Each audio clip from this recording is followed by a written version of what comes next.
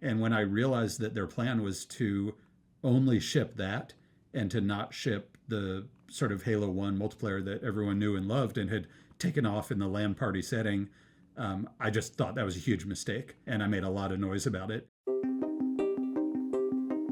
Let's see, I joined Bungie in 97. So This is Max Hoberman.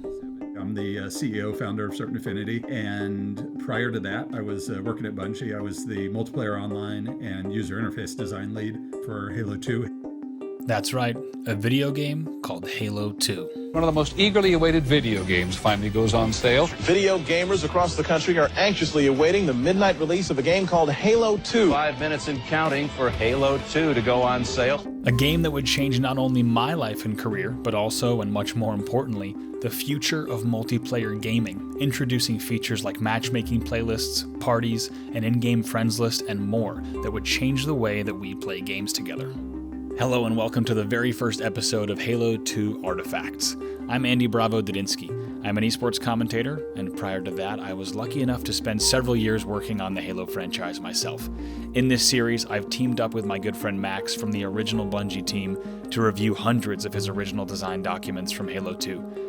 In the coming episodes, we'll unearth things that have never been discussed, hear some brand new stories, and look back at what made Halo 2 unforgettable and industry-shaping. We hope you enjoy. Dude, great to see you. Great to hear from you. Yeah, nice to see you too. We adopted a little rescue Silky Terrier right before, like a week before lockdown. I just brought him in. He's only peed once on the plant right inside the door of the office, marked his territory. You're not recording all this yet, I hope. I've been sharing little tidbits for a couple of years now. It feels like I've been sharing little tidbits from my old Halo 2 design documents, I guess on Twitter mostly. And somehow that led to this notion of, hey, it'd be really cool to actually talk about this stuff a little bit. And you kind of got a sneak peek at all the docs I shared. Yeah, you and I have had a chance to dive into this stuff just a little bit over the years at different panels, some events like Comic-Con and Halo Outpost Discovery, where we just barely started to discuss all that's included in your original designs. So we thought we'd come together to nerd out about all the details in these documents that people haven't had a chance to hear about yet. So thanks for joining me. I think this is going to be a lot of fun. Yeah, happy to share. I can talk about Halo multiplayer all day. Over the course of this series, Max and I will cover things like online and social features, maps, unreleased tidbits from Halo 2, and plenty more. But in order to properly tell the story, today we're going to start at the very beginning with Max's first days at Bungie. How long before Halo 1's launch did you join Bungie? It was quite a few years, right? Yeah, let's see. I joined right as Bungie was actually preparing to launch Myth: The Fallen Lords, their first RTS. Yeah. It was actually an amazing time to join. I wish I'd joined even sooner, but it was right. It was in the home stretch of trying to get to Gold Master on Myth. Just a very quick note for listeners here. You'll hear terms like gold or gold master just a few times early on in this series. This term simply means finalizing the content that will ship on the physical disk of a game or piece of software. So the gold disk is the final disk that goes into the box. So like I got there and day one, I just hit the ground running. Like, we need you to finish the design for the box, because we're going to press with the box in a week. and wow. It was crazy. I literally lived at the office for 2 weeks because I moved up to Chicago, and I'd never been there before except for my half-day interview, and I didn't have a place. I didn't rent a place or anything. Just after my interview a week later, I packed everything I owned in my car, drove to Chicago, and slept on a cot at the office for 2 weeks. Wow. And I didn't even have time to look for an apartment because I was so busy. And I was living the dream. Yeah. Working, having fun, getting crazy deadlines, getting things done, like real shipping stuff, and playtesting what turned out to be one of my all-time favorite games.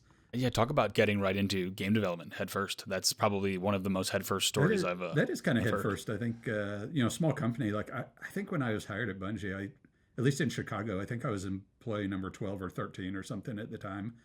Not the 12th or 13th, but I think they had 12 or 13 total employees. And then there was a really small group, maybe 3 or 4 people out of San Jose, where they had spun up the studio that ended up doing Oni. Bungie West, yeah. Yeah, Bungie West. It was definitely thrown into the deep end. I remember getting to know Alex Seropian, who was one of the co-founders of Bungie. Yeah. I also became friends pretty quickly with Jason Jones, the other co-founder of Bungie, and the creative and development head of all Bungie's games. I became friends with Jason after I found a critical bug. It was probably 2 or 3 weeks in. We thought we were ready to go gold with Myth. And for some reason, whenever I played the game, and only me, the game would completely hard lock and freeze. But only when I was there, and only when I was alone and no one was around watching. And it literally got to a point where I had like the whole company like standing around my desk, looking over my shoulder, watching me play, Right. trying to understand why, trying to replicate and get the game to hard lock and freeze. And of course, it would never do it when people were watching. So I was super stressed about it because no one else had this bug. It only happened to me, and it was random all over the place. Totally could not make heads or tails of it. So I remember I was playing late one night because I was so like stressed out about it, and it happened, and everything hard locked and froze, and it dawned on me suddenly what had happened, and as like a light bulb went off, and I figured out.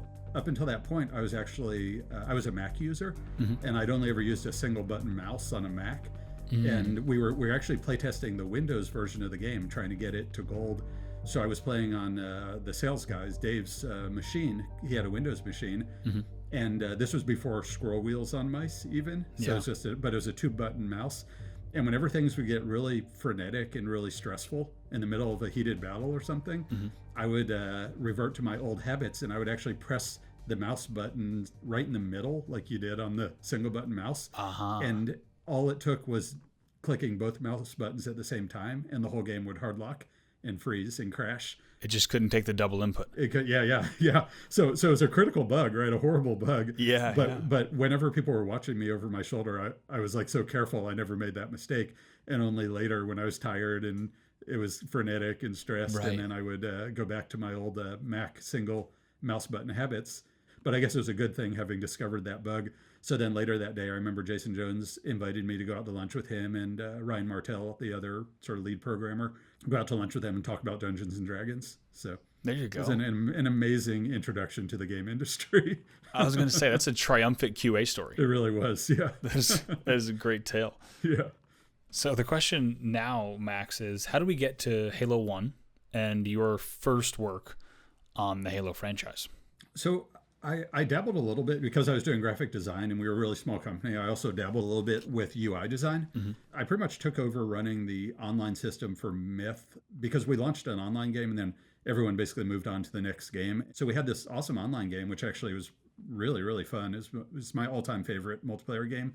And we had launched BungieNet, this online service sort of in the vein of BattleNet. And then everyone just forgot about it. So I took it upon myself. I was playing the game every night anyway. Sure. I just basically lived at the office and I was playing Myth every night. So I took it upon myself to start to manage the community, organize some volunteer admins, and communicate back when some necessary bug fixes to the developers and whatnot. Yeah. And then on Myth 2, I ended up being the interface, the UI designer. I was still on the publishing team. So it was really just a side gig, and I had a graphic designer that was helping me actually do the visual work. So it was more wireframes and whatnot. So that was a little side gig, and then after that we got acquired by Microsoft, moved out to Seattle, and I think it was just natural for me to continue doing the user interface design.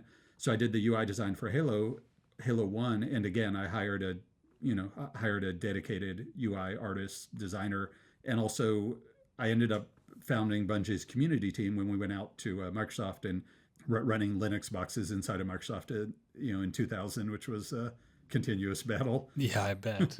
Let's next talk Halo 1 multiplayer, because you're doing UI at this time. You're not involved in multiplayer work specifically.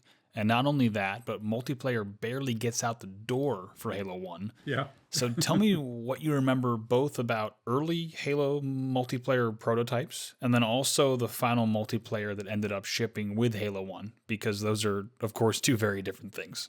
In the early days when we were still in Chicago, in early Halo days, like before Xbox, before console, we were still... people think we're developing for the Mac first. Steve Jobs on the stage. It's being developed for the Mac first. We are starting to see some great games come back to the Mac, but this is one of the coolest I've ever seen. This game is going to ship early next year from Bungie, and we're going to see, for the first time, Halo. Welcome, Jason. It was actually not the case. Really, it was actually Windows first. Back when it was still a PC game, the team had dabbled a little bit in multiplayer. I actually have I have a very clear vision of playing one of their games, the early games on one of the early maps, and it was going to be this more immersive Marines versus Covenant round-based sort of asymmetric attacker-defender type experience. So this is like early Halo multiplayer experiments. Yeah, with maps that were much more strategically designed. You're sort of control point based in a sense. You have a choice, take the gun or take the ammo dump and those sorts of things. And I remember actually playtesting that. So I had a vague idea of what it was they were aiming for, but I wasn't involved in any of that outside of just, hey, we need someone else to help playtest in the Chicago days. And then on Halo 1, I was never involved in the multiplayer, and I know that the single player ended up being sort of all consuming, and then late in the game multiplayer, the team scrambled to get multiplayer figured out because we needed it, which is how Blood Gulch and everything came about. And I think they just defaulted to what they knew, kind of went back to marathon-esque arena style, but okay, arena, but we've got vehicles, and so you end up with a hybrid, a mix of you also have people on a single Xbox. So it's like, okay, we need to give people something to play when they, when it's just 2 of them or 4 of them or whatever, and no network. Right. So you ended up with a array of maps, everything from those small arenas, things like Longest or Wizard or those, real small arenas, all the way up to kind of Blood Gulch and Sidewinder and these big vehicle, really arenas. Yeah. Looking ahead, walk me through this. In our timeline, Halo 1 is out the door. Halo 2 development is underway. Where do things start for you on the project in terms of your role? When we started Halo 2, I wasn't part of the dev team. I was still running the community team. They had a design spec for this Warfare game mode, which was really what they had wanted to do before sort of Halo 1 arena style. Back when we were in Chicago, I think it was Jamie's design doc, and it had some map designs in it. 3 different map design, kind of top-down paper designs. And I saw that, and when I realized that their plan was to only ship that and to not ship the sort of Halo 1 multiplayer that everyone knew and loved and had taken off in the LAN party setting, I just thought that was a huge mistake. And I made a lot of noise about it, and I was generally just being a pain in the ass, railing on about what a huge mistake it would be to not support all the things that we shipped in Halo 1. Yeah. Running around on Blood Gulch and, small scale Wizard, shoddy CTF, all that fun stuff, right? In general, though, my stance was it's just a huge mistake to design for this large scale round-based multiplayer only. We really need to, what we shipped with Halo 1, if we can take that online and evolve it, like people are loving it. Let's not, what's the expression, throw out the baby with the bathwater, so to speak. And I was enough of a pain in the ass that, or made a compelling enough case, or both, that Alex and Jason, this is when Seropian was still there, the 2 co-founders of Bungie, came to me and finally said, hey, we sort of agree with you that it'd be a mistake to not do the small scale multiplayer. So we'd like to do it, and we'd like you to lead it. But I had never actually led I'd never been really a developer before. So the stage is set. At this point in our story, the larger Halo 2 multiplayer team will continue on building the large-scale multiplayer known as Warfare, and Max and a small team will start building the small-scale multiplayer that resembled Halo 1. Both of these are to ship with Halo 2. So Halo 2 was my first foray into game development, but I actually had a team within a team, and then I picked up one single artist, part level designer, which was Chris Carney, and they all reported to me, and we didn't even sit with the rest of the team early on Halo 2, and I had my own team that all reported to me with no producer. And at this point, it's kind of interesting because you're building one thing, they're building another, and that's really clear in the documents that I've been going through. There's a huge split between anything small-scale multiplayer and anything large-scale, which, of course, upon my first viewing, when I first got my hands on them, I assumed that was just small-scale, small maps 4v4, all the way up to 8v8 big team battle. But actually, at this point, there was still a hard line in the sand between your multiplayer and the Warfare multiplayer. Yeah, so that's actually interesting. And only when you look at those docs do you really understand that those docs are snapshots in time. And even as I've been looking through docs here and there, I stumble on one and I have to try and recall. I'm like, all right, where were we at that point in time? But, back when you're talking about in November of 2002, so we shipped, that's a year after we shipped Halo 1, if I recall. Yeah. And that's actually, that's only shortly after I joined full-time development on Halo 2. So I dove in kind of head first. And the plan was the core dev team was actually going to implement Warfare, but I would also implement the small scale so that, poor unfortunates who didn't have fast enough internet connection, didn't have any kind of broadband, still dial-up modem back then, could still have fun, right? And LAN parties could still exist and all that. Which was the overwhelming majority of the U.S. at the time, I think, in 2001, 2002, right? Yeah, we were actually going through predictions. Like we were looking at forecasts for broadband internet adoption at the time we launched and trying to guesstimate at what broadband penetration would be.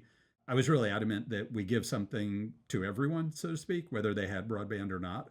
But also there was an experience that I thought it was important to recreate. It was just a hell of a lot of fun. Of course, yeah. So yeah. When you look at those documents early on, there was a hard line in the sand, and I truly was in charge. I had a separate team. We weren't even integrated. We still sat in a separate room. It was the community team, but all the community stuff, I kind of had to hand off. I ended up hiring Sketch to take over running the community team on my behalf. Yeah, and of course, the Halo franchise and community are lucky to once again have Sketch at the helm. Community director, I believe, is his title on the franchise now. But back to the story, Max. When does this all change? Because we know that this is not the way that things would ultimately move forward, of course, with Halo 2 having two very different versions of multiplayer. I remember 6 months later after I started, zero work had been done on Warfare. It was still just a single design document and of only like 3 pages, so nothing extensive. So at some point, somebody made the decision that Warfare was not going to happen. But I remember Jason Jones coming to me and telling me that he wanted me to basically be in charge of all of the multiplayer for Halo 2. And I think I knew enough about what the struggles they were having on the campaign that I realized that was probably a good idea.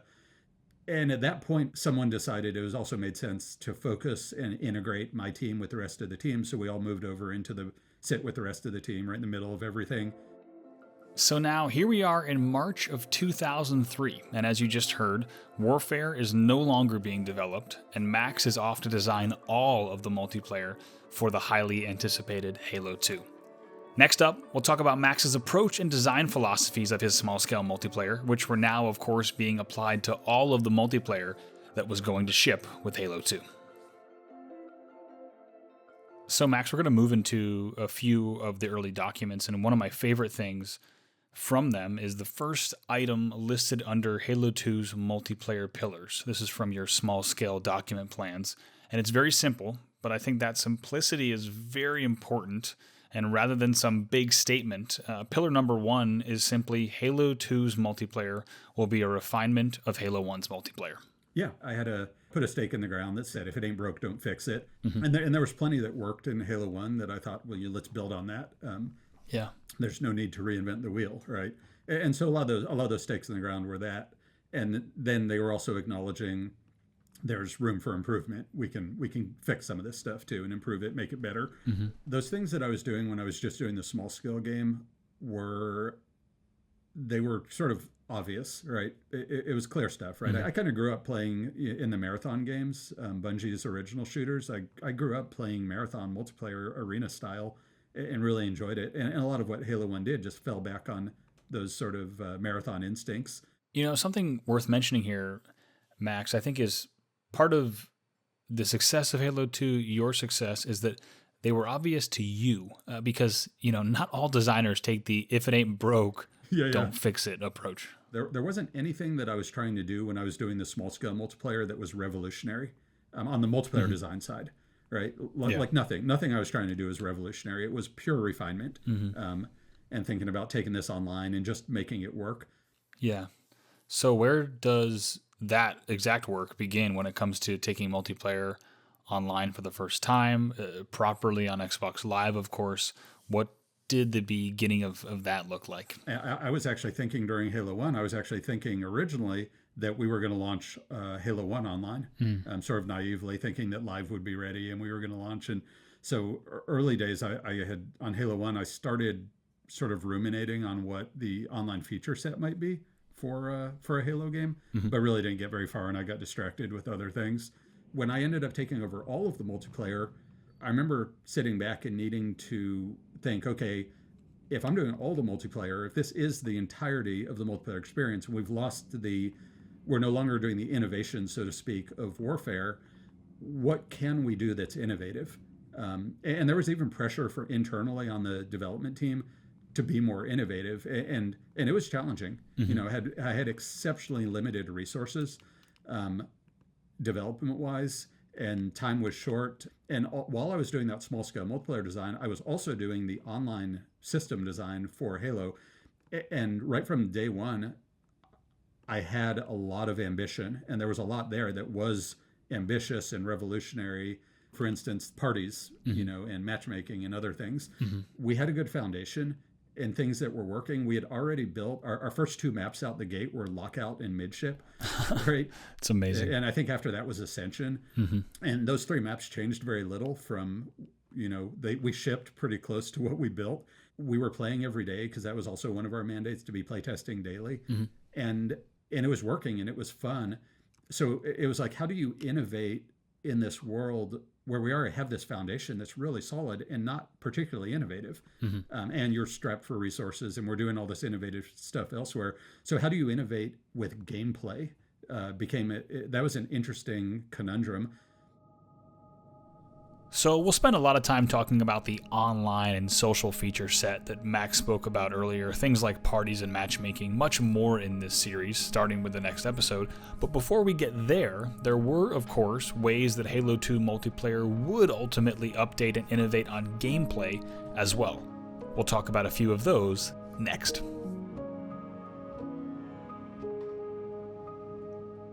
We'll start with some big ticket items. I want to start with dual wield. This was first shown off at E3, of course. Do you remember specifically, though, how early it was a stake in the ground?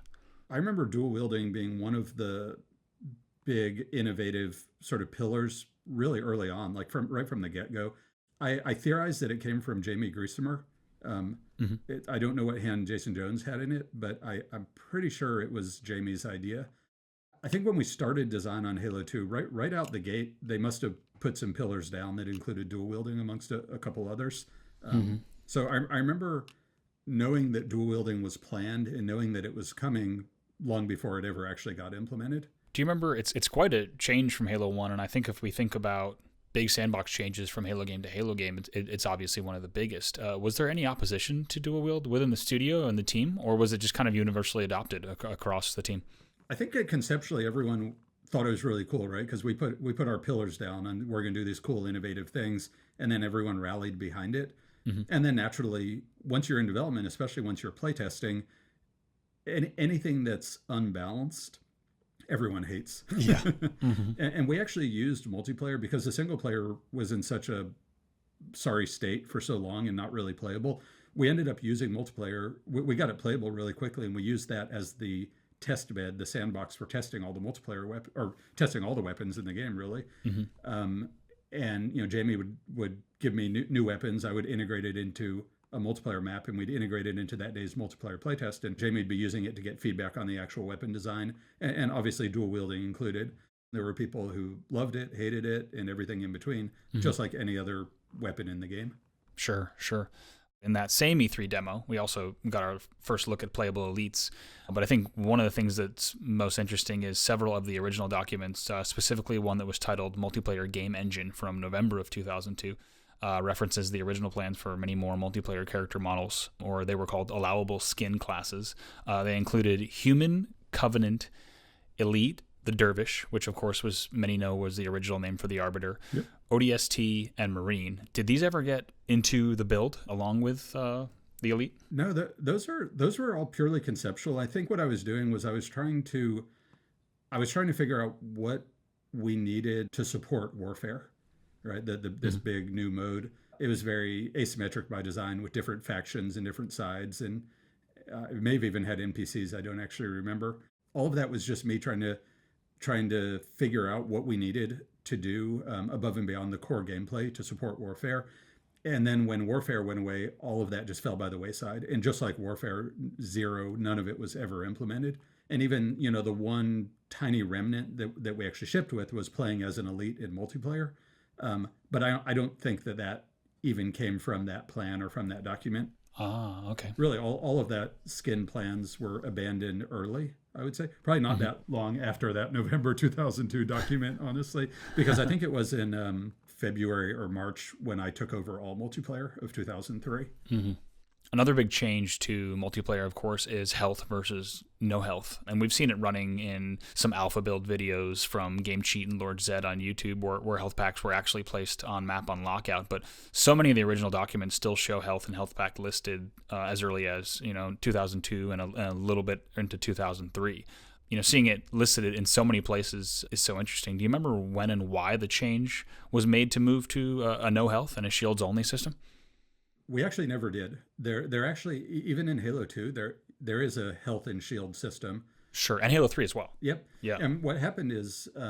if hearing that Halo 2 and Halo 3 actually have health systems behind their shield systems that are displayed in the UI is confusing, don't worry. We'll circle back to it. So when we started the design, we just assumed you're going to have health packs just like Halo 1. And there was never any master design that said that you're not. Somewhere along the lines, Jamie actually kept tuning the health system, right? And the health model and the shields and the way those systems work and their values, they're all tuned in parallel with the weapon system, and the damage system itself and the underlying weapon tuning and everything else. So those things were constantly being tuned. And I remember there was a trend over time where health was progressively becoming a less significant proportion of your total vitality, and shields were becoming more significant. Over time, it just that trend continued, and it just kept going and going and going. So we had actually implemented health packs, right? I mean, health packs are easy to implement. I had even placed a couple in the maps, but they just kind of became meaningless.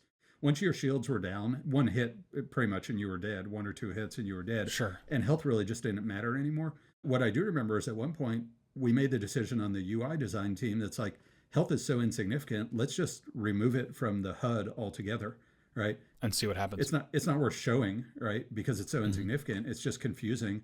Let's sort of parallel the simplification that's happening in the damage system design, and let's just show your shields. And that's what we did, and that's what we shipped. Sure, yeah. And it's a small example of a simplification that I think really allowed Halo 2 multiplayer to be a kind of pick up and play, run and gun multiplayer that it became so well known for. Yeah. Another one closely related is fall damage. Some of the original map design documents, specifically some of the midship paper designs, for example, include lines like, these ladders never raise the player higher than a level they can jump from without taking damage, which is interesting to see. There's actually, ladders across a lot of maps, lockout included. Of course, Halo 2 ultimately shipped without fall damage. Do you remember the decision on that one? Oh, yeah, I do, because... I remember agonizing over that decision, actually, probably more than many others on the multiplayer design side. So when we started design, again, we really started with Halo 1, right? And we had falling damage, and it was just sort of a given. And that said, I felt that there was an aspect of fall damage that was not very satisfying as a player and had some accessibility issues, right? Every time someone would accidentally fall to their death, it felt like a bad experience for that person. That's sort of a negative experience. And so early on, my thinking was, all right, well, we'll just protect people. We'll put rails on, so to speak, and protect people as best we can from accidentally falling to their death. At the same time, the very first map that we developed was Lockout. Yeah. And this floating thing, right, with all these like cool jumps that you can't protect people from accidentally falling to their death on Lockout. Right. So, so we had to accept, all right, like early on, there's going to be cases where you fall to your death. You jump off Lockout, there is no recovery, right? Because if you don't die, how are we going to respawn you, right? Or Ascension was a similar thing. So it's like, okay, we are going to have you fall to your death, but should you really fall to your death when you hit the ground, right? When you actually hit a spot that is theoretically recoverable. And I remember agonizing over that, and I remember sort of surveying the team internally to try and get people's views on it. And what I recall is that it was really murky and nobody had a strong view. Like I made my case for why we should consider removing fall damage. And I made the counter case of why we should keep it. And what I recall is everyone basically agreeing with me and saying, yeah, that's a really hard decision. So good luck Which is to the you. least helpful thing you could get. Yeah. And I remember very clearly the moment where I was having a conversation with Chris Butcher about it. And I remember Chris Butcher, who, he told me, he's like, all right, well, one way or another, you have to make a call. It's your decision. And we're past the point of no return. I don't remember why, but it's your call and you have to make it. Yeah. Wow. What pushed me over the edge was this thinking that the experience of playing Halo multiplayer is you should feel like a Superman, right? You're this badass. You're running around in the super armor, but then you jump from a couple feet higher than you should, and you break your ankle and die. And it felt incongruous to me, and I really didn't like it. And I really liked the notion that you should just be able to jump around like crazy and have fun with it, and not worry about whether you judge the height appropriately or not. So I made the decision, and we implemented it, and we never looked back. I don't know why I didn't just give you a custom game setting to let you turn falling damage on, even if the default was off. It seems like an easy thing to do. So the thought never crossed my mind to have an option to allow fall damage. I guess I could have. In some cases, it feels like the right design decision was made, and it's almost better that players didn't have an option there. Yeah, and I think that the options that we shipped in Halo 2, they really didn't alter the fundamentals of the systems. In Halo 3, I did all the initial work planning what our game options were going to be. I think I shared that document with you even somewhere, showing what do you remember that doc that shows all the initial game options? Was it for Halo 3? For Halo 3, yeah. Ooh. Or maybe I never shared that one. I need document number 280. I need that one.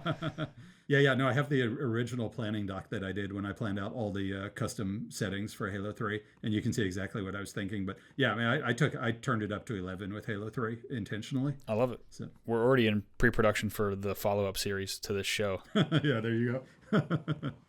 So I have, my list of things that I want to cover in today's episode, and there's a few more that are on that list. But before we move forward, in terms of gameplay-specific innovations, what comes to mind that we haven't covered so far? I would say there were some under-the-hood innovations. The spawn influencer system, which you probably got exposed to back in your 343 days. Sure. Yeah. I mean, it's amazing because all those pieces are still in Halo development code with placing things in Sapien. And it's all still there. That spawn influencer system, it's this behind the scenes magic that actually people don't understand the unbelievable impact that it had on the quality of the experience of playing Halo 2 multiplayer. The best analogy to make for listeners who aren't aware of it is what the spawn influencer system did at its core. I'll simplify it, but it is really a heat map. So it's an overlay on top of all of those spawn points. So there's still a constellation of designer placed spawn points on the map, but all of those spawn points have probabilities that affect how likely they'll be or unlikely they are to be chosen based on a dynamic heat map. And that heat map is influenced by all sorts of fun, positive and negative things. So for instance, a grenade that hasn't actually exploded but is going to explode soon will cast a strong negative influence on all the spawn points that are in its vicinity, because it sucks to spawn and immediately die from a grenade that was about to go off. Halo 1 did not protect you from that. No, not at all. Another big ticket item, Max, of course, is one-sided round-based objectives and just how much they brought to Halo 2. Do you recall how early on you and the team made the decision to incorporate one-sided objective? I actually had the notion before I was doing all the multiplayer, when I was still doing the smaller scale multiplayer. And the original idea was this. I was trying to account for all the different permutations of ways that people play the game. The most limited, anyway, is just 2 people on one Xbox, right? All the way up to the extreme of 16 players, 16 Xboxes networked. And I figured, okay, then you go down that spectrum. There's like, all right, there's also scenarios where you've got 4 players on one Xbox. Right. And in those scenarios, there's a part of the game that's a lot of fun, which are these CTF, capture the flag games, which have a simultaneous offense and defense roles. And there's a part of those games that a small group, they can't enjoy doing both roles, offense and defense, and getting to do them and enjoy teamwork, right? Sure. So you're really forced to choose between either, the 2 roles of offense and defense and teamwork. And so early on, I thought, okay, well, there's actually an easy fix to that, which is you do things round-based and you essentially alternate then you're not forced to choose between defending your flag or attacking. Now both players can be on offense together without sacrificing, the necessary defensive role. So that was the genesis of the idea, and the same carries on for, let's say you're playing 3-on-3. The idea was actually planned early on, but we were so strapped for implementation resources. Our gameplay programmer for multiplayer was actually only part-time. He was 50% resource, and 50% of the time he was doing other stuff for the game, not related to multiplayer. So I had to be incredibly selective about what we implemented. So I had single flag CTF and round-based on the docket for him, but we actually never got to it until all of a sudden, not only were we designing all the multiplayer, but we needed to figure out in about 6 weeks what we show at E3. And all of a sudden, it's like, all right, well, you know what? I'm going to take this thing I've always wanted to do, and we're going to escalate it, and we're going to blow it up. And this is going to be one of our big inventions for the multiplayer Halo 2, this single flag CTF type round-based objective mode. And one of the ways we're going to make it a bigger deal than I had planned is we're actually going to design a map around it. And that was actually how Zanzibar came about. Right, which is pretty incredible. And as we'll hear about in future episodes and have a chance to discuss, it had to come together very, very quickly. Yes. Yeah. So when we went into saying, okay, oh crap, we got 6 weeks, Jason and Pete, who was the studio head at the time, have made a commitment after last year's fiasco of an E3. They've made a commitment to the rest of the team that they don't have to worry about E3, essentially just ship the game. So they came to me, basically, we need you to figure out what we show at E3. So I had to scramble in like a matter of days because the clock was ticking. But yeah, we'll talk more about Zanzibar. Sure. Actually, I'm glad you bring it up because it's a perfect little tee up to what we'll cover in the maps episode. Yeah. Weapon trading is also detailed in a few multiplayer documents as well. The most detailed description comes from a large-scale multiplayer document. It states, aim at an ally within 10 feet. They aim at you, 1 second delay, and then press X to trade weapons. Weapon trading, of course, would ship with campaign and the ability to trade weapons with allies. But was it also working in multiplayer builds at any point? I remember weapon trading. Weapon trading was actually a passion of mine, so I introduced that idea. And I actually remember I introduced it because I thought it was something that would be a good teamwork facilitator in multiplayer. Everyone's had that moment where you have a new player on your team and they grab the rocket launcher or something, but the stakes are really high and there's nothing they can do except die to give it to you, right? Sure, yeah. So I kind of wrote it up in my specs, and then it just fell by the wayside, just like the single flag CTF type round-based game modes, because I was just so starved for engineering support, honestly, and it just never got implemented, and I never prioritized it high enough that it trumped some of the other things that I needed implemented. So it never got done, and it's one of those things. I think it would have been fantastic, and it just didn't make the cut, right? Every game ships with your wish list items. But then they implemented it in the campaign, which I found mildly annoying because I could not get the resources to implement it in multiplayer. And then in showing up in campaign just was like salt in my wound. Nothing malicious about it, of course, but I remember it every time I encountered that, it just made me grumpy. Yeah, I bet. I'm going to keep my fingers crossed for one day, weapon trading in Halo multiplayer. Yeah, exactly. I'll tell you a fun other thing real quick that I implemented in multiplayer. So I had this notion that what can we do to facilitate more teamwork in multiplayer? And at some point I hit upon this crazy idea. It also bothered me that the Warthog had no weapon trigger, right? Because all the other vehicles had a weapon. The Warthog had no weapon. So you pull the trigger and it just didn't do anything. And that really bothered me. So at one point I hit upon this idea, which is, oh man, what if you pull the trigger and it honks the horn? It's not a weapon. It's stupid and it's silly, but at least that way you can communicate to your teammates like, hey, get in, jerks, right? Like, hey, I'm here, get in. And you can use the horn to communicate to your teammates. So that one, rather than go the traditional route, that one I actually just did skunkwork style. I convinced, I think it might have been Michael Evans, one of the programmers, to support me. And I went to Marty and Jay, audio guys, and I said, hey, I need help. I need a horn. And we just stayed up late at night one night. We didn't tell anyone we were doing it. And then the next day in our multiplayer playtest, I revealed, I was like, hey, I remember who, but I was like, hey, pull the trigger. And all of a sudden in the middle of our multiplayer playtest, everyone was zooming around, honking their horn and rolling on the floor laughing because it was awesome.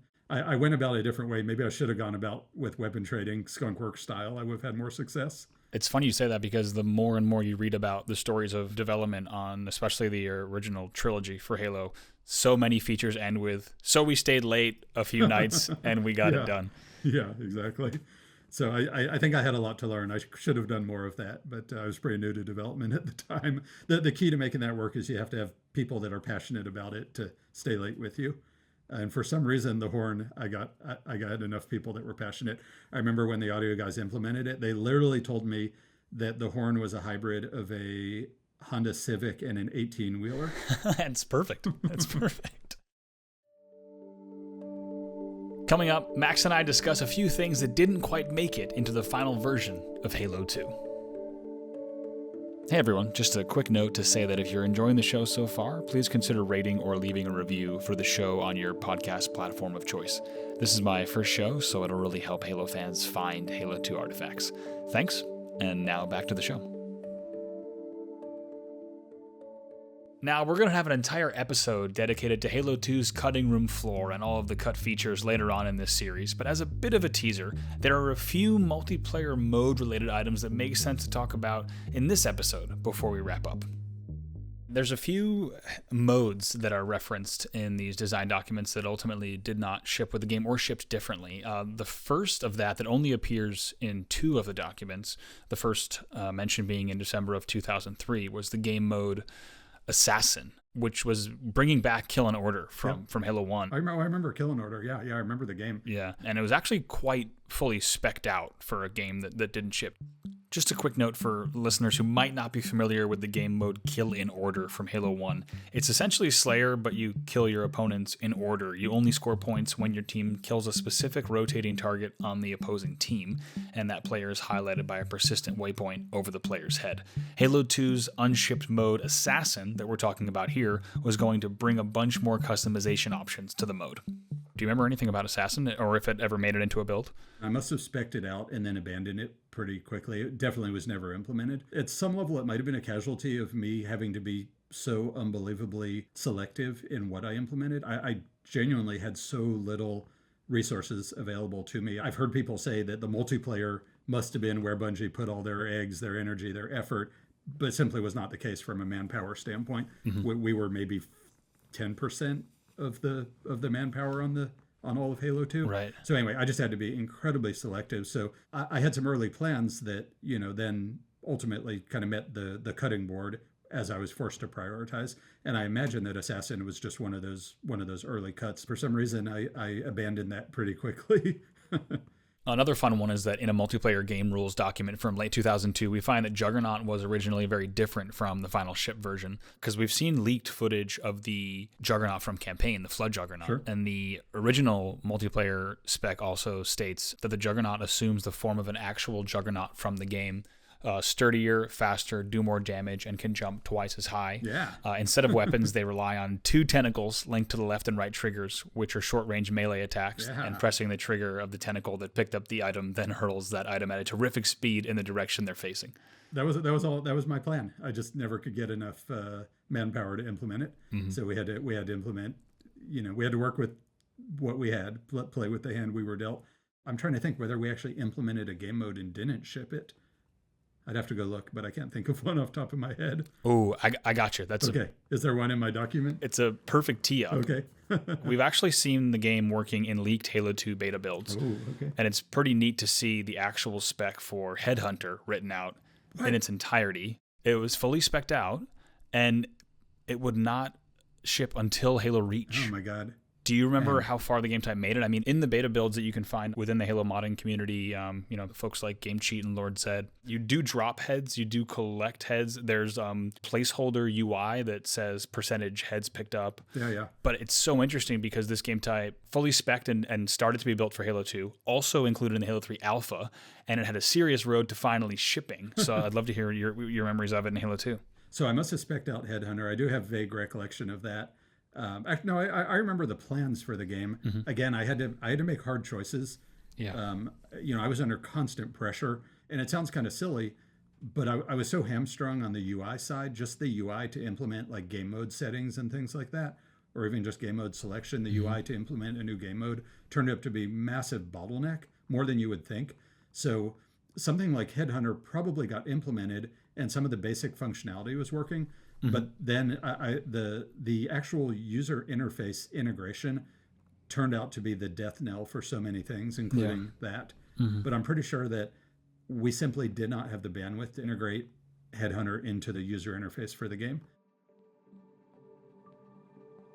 One of my favorite playtest notes is from an Assault playtest, also from November of 2002 or so, maybe early 2003, and it reads, "We absolutely need a better name than Assault, something like Bombing Run or Delivery," which is it was quite funny just because, you know, the game mode obviously shipped as Assault and has appeared in every main Halo game for the past 16 years as Assault.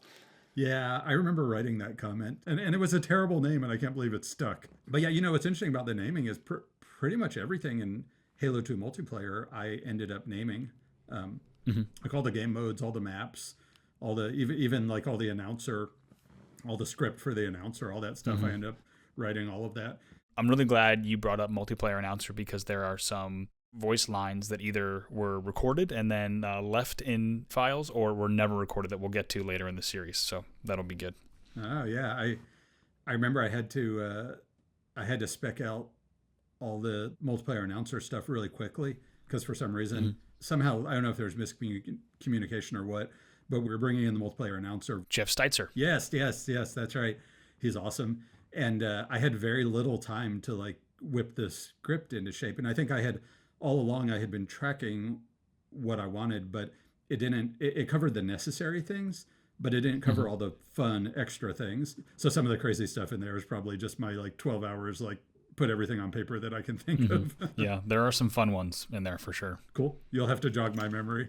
Yes, and there's some that I might try to get a hold of Jeff Steitzer. We'll see if we can get a re-record on a few of them. Yeah, I actually remember the recording session sitting in the control room next to Marty. He'd be like, you know, do it like this, do it like that. And then he'd, you know, ask me, is that satisfactory? I was starstruck by Steitzer. Yeah, it's pretty incredible. It feels like through every iteration of Halo multiplayer, no matter what comes out of Jeff Steitzer's mouth, it's always pretty epic. Yeah.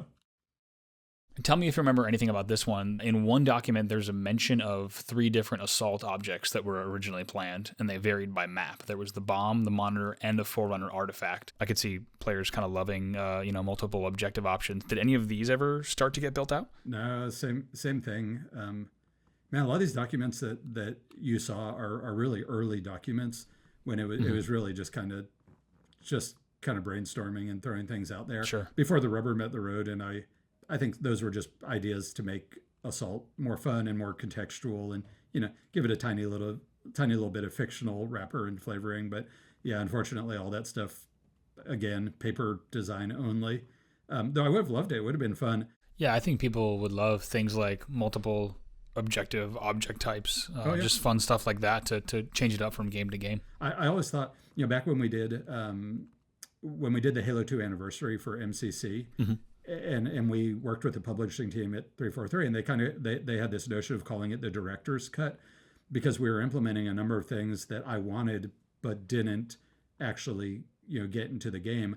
Now that you've jogged my memory more, I'm like, man, we could have gone so much further. Yeah. There were so many other things I wanted that we never even sort of scratched the surface of because they were paper design only or other reasons.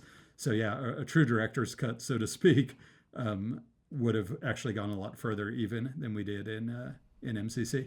Yeah, sure. Max, I feel like we've really only just begun here. It has been great to hear about the beginning, and we've got a lot more to explore. And I think it's a fantastic tee up to the rest of the series. Yeah, I look forward to talking more. I think at some point we should also be sure to touch a little bit on why you're so interested, because my understanding is that Halo multiplayer has had huge impact on you. And that's the other side of this equation, is not just what I was thinking and what I was doing, but how those things were actually, how well they worked or didn't, and how they're being received by players. So hopefully we'll go there too a little bit.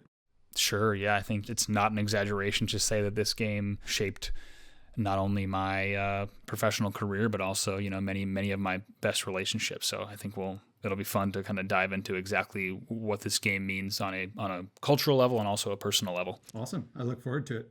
It's been fun chatting, and And now I want to go look at these old design docs again because there's some fun stuff in there that I hadn't thought about in 15 years. I'm going to have to go back and look and jog my own memories. So that's kind of cool. But no, it's been fun talking. I've really enjoyed it, and I look forward to next time. Thanks so much for checking out Episode 1 of Halo 2 Artifacts.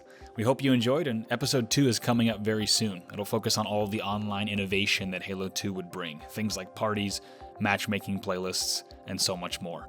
We'll have a special guest joining us for that episode, and we hope you'll join us as well.